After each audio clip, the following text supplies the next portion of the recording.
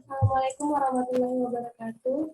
Perkenalkan, kami dari kelompok 3, kelas data mining B, akan mempresentasikan mengenai tugas kami dengan judul Sistem Informasi Klasifikasi Tingkat Potensi Depresi menggunakan metode LVQ yang beranggotakan saya sendiri, Ilara Haikoniasari dengan NIM 2024 10 10 2021 dan teman saya Nafis Arinda Rizky Putra Handoko dengan NIM 2024 10 10 2065. Junior Amelia 2024 10 10 2048.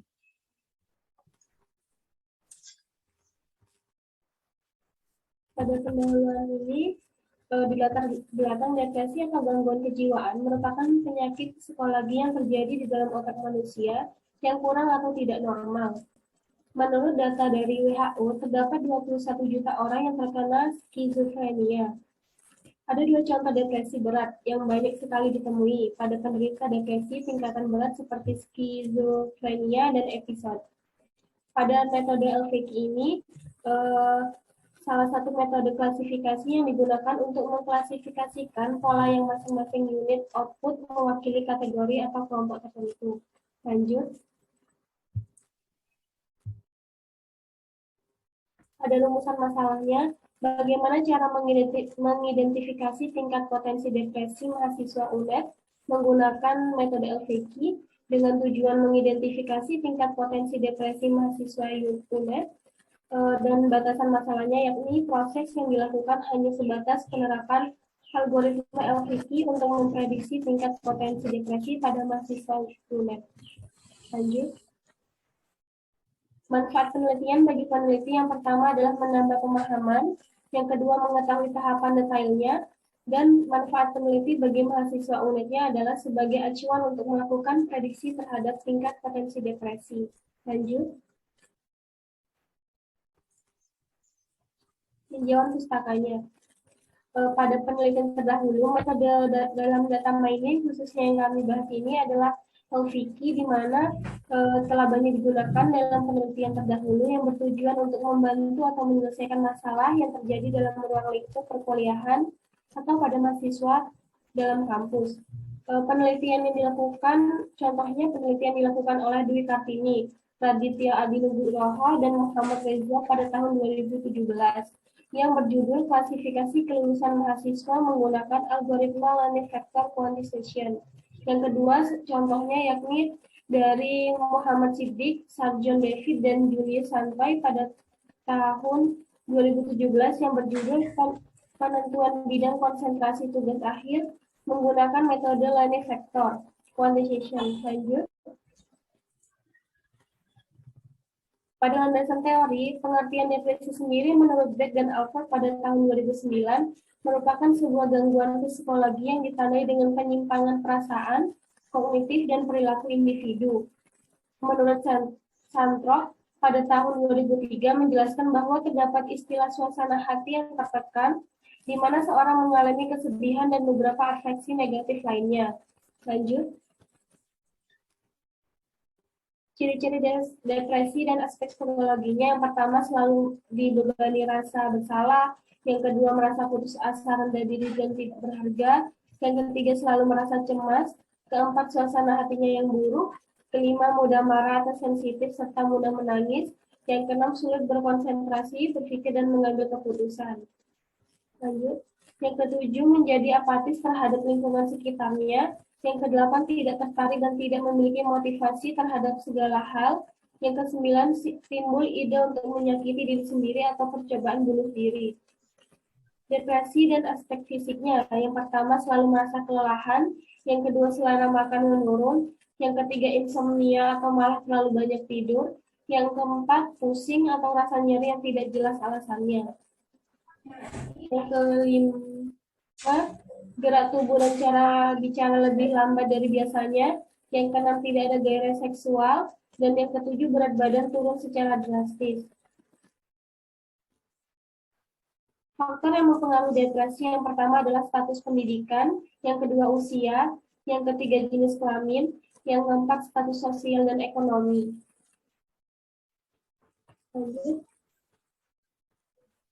Pengertian data mining. Data mining sendiri merupakan sebuah proses mengekstraksi dan mengidentifikasi suatu informasi dan pengetahuan yang berhubungan dari berbagai database besar.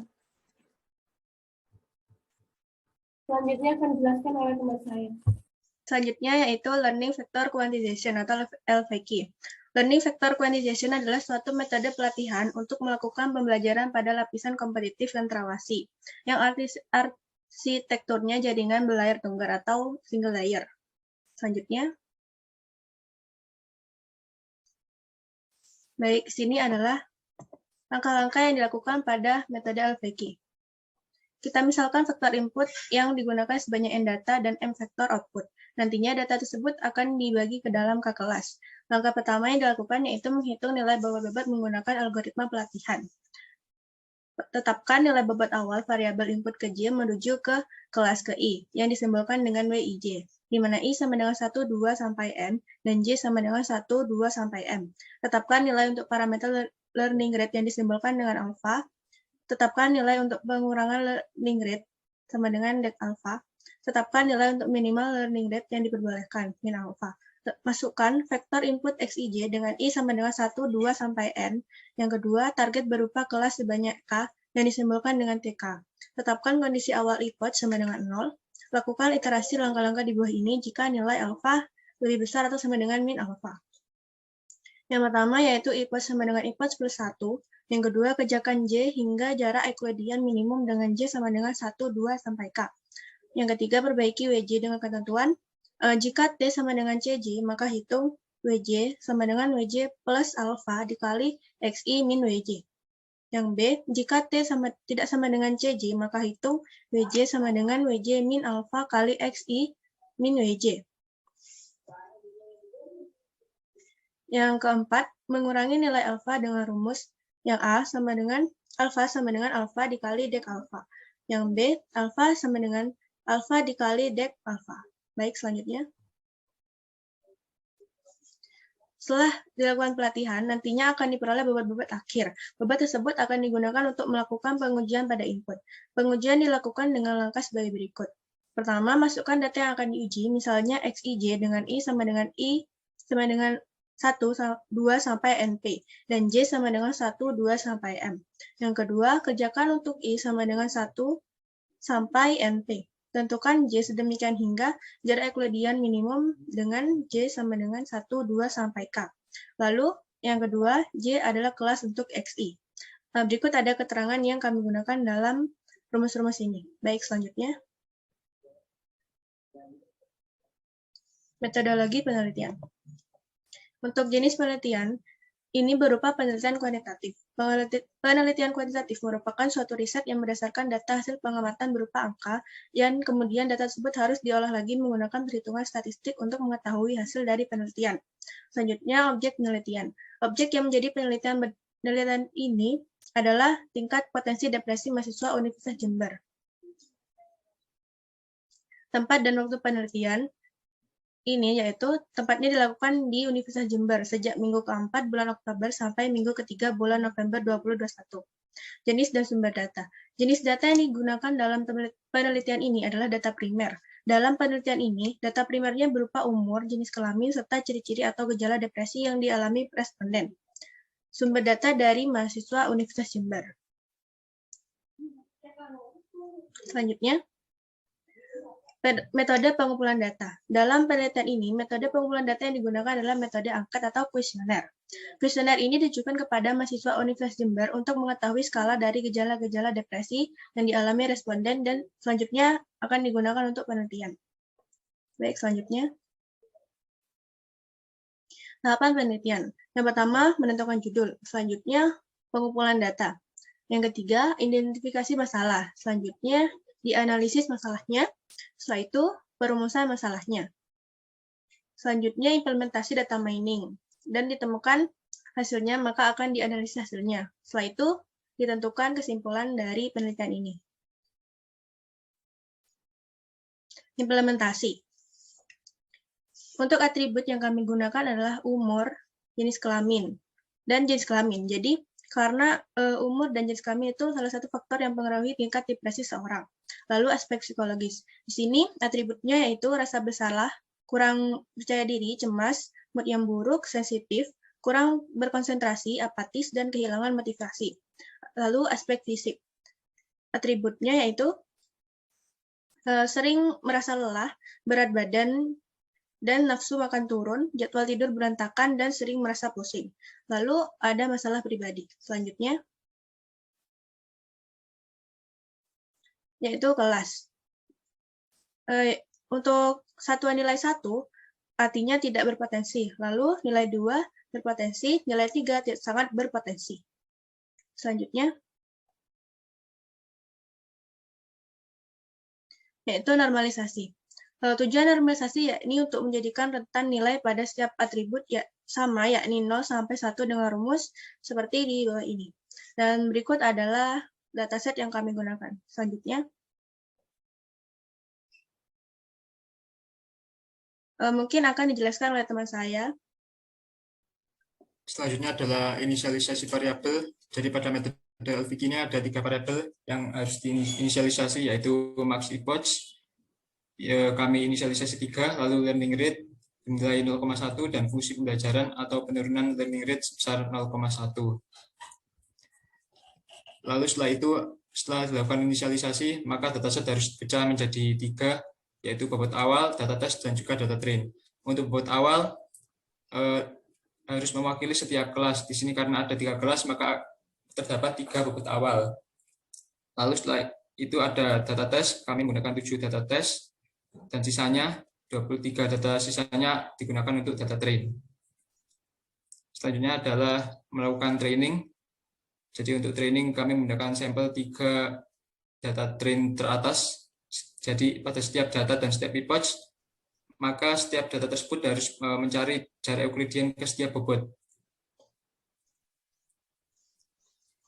Untuk epoch 1 pada data 1, maka akan dicari jarak Euclidean data 1 ke setiap bobot, ke bobot 1, bobot 3, bobot 2, bobot 3. Jarak terdekat adalah pada bobot ke-1, maka yang diperbarui adalah bobot ke-1. Karena jarak terdekat itu sama dengan kelas data, maka menggunakan rumus plus, yaitu bobot lama plus alfa dikali data dikurangi bobot lama, sehingga menghasilkan bobot 1 baru sebagai berikut. Lalu yang data kedua yaitu mencari jarak Euclidean data 2 ke setiap bobot 1, bobot 2, dan bobot 3. Maka pada data kedua ini yang jarak terdekat adalah pada bobot ke-1, sehingga bobot 1 diperbarui lagi. Karena jarak terdekat itu sama dengan kelas data, maka menggunakan rumus plus lagi, yaitu bobot lama plus alfa dikali data dikurangi bobot lama, sehingga menghasilkan bobot 1 baru sebagai berikut. Lalu selanjutnya adalah pada data ketiga, yaitu mencari jarak Euclidean ke bobot 1, bobot 2, dan bobot 3. Dan dihasilkan jarak terdekat adalah pada bobot ketiga, maka perbarui bobot ketiga. Karena jarak terdekat tidak sama dengan kelas data, maka menggunakan rumus minus, sehingga persamaan yang dipakai adalah bobot lama min alfa dikali data dikurangi bobot lama, sehingga menghasilkan bobot 3 baru sebagai berikut. Selanjutnya adalah training. Pembaruan bobot tersebut akan dilanjut sampai data terakhir dan dilanjutkan lagi sampai epoch sama dengan max epoch. Dalam hal ini, max epoch-nya adalah 3, sehingga training atau pembaruan bobot dilakukan sebanyak 3 kali. Setiap epoch, learning rate diperbarui dengan rumus alfa sama dengan alfa kali dek alfa. Lalu selanjutnya adalah testing. Setelah bobot diperbarui sampai epoch terakhir, maka didapatkan bobot terakhir sebagai berikut yang akan digunakan. Maka dicari jarak Euclidean dari setiap data tes ke setiap bobotnya. Kelas dari data tes dan tentukan dari bobot mana yang memiliki jarak terdekat dengan data tersebut. Selanjutnya adalah analisa data. Dari tahapan klasifikasi yang sudah dilakukan, maka didapatkan perbandingan antara kelas hasil klasifikasi dan kelas asal dari data tes sebagai berikut. Dari tabel tersebut, maka bisa didapatkan akurasi dengan cara mencocokkan kesamaan antara kelas hasil dan kelas asal. Setelah dilakukan perhitungan pada akurasi, akurasi yang didapatkan dari perbandingan tersebut adalah sebesar 85,1%. Berdasarkan keterangan dari kelas data tes dari kelas dataset, maka bisa didapatkan kelas sebagai berikut. Dari hasil testing pada data tes yang telah dilakukan maka didapatkan dua data termasuk tiga sangat berpotensi, yaitu pada data ketiga dan juga data ketujuh. Lalu 5 data sisanya yang termasuk ke dalam kelas 1 tidak berpotensi. Ini jadwal kegiatan yang kami lakukan. Selanjutnya akan kami demokan implementasi yang sudah kami kerjakan berdasarkan metode learning vector quantization pada proyek akhir kami. Tujuh link ini browser, maka akan tampil halaman seperti berikut. Lalu kita masukkan umurnya. Misal di sini umur 20, milih laki-laki. Ini digeser semakin ke kanan, maka akan penderita artinya semakin mengalami gejala tersebut.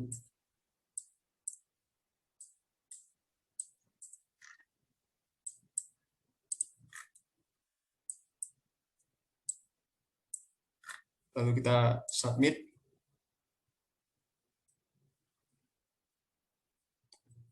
Nah, di sini akan muncul hasil prediksi. Setelah hasil inputan tadi, maka hasilnya adalah prediksi pada kelas 2, yaitu berpotensi menderita depresi. Jika ingin melakukan tes ulang, maka bisa menekan tes lagi. Oke, sekian dari kami. Kurang lebihnya kami mohon maaf. Wassalamualaikum warahmatullahi wabarakatuh.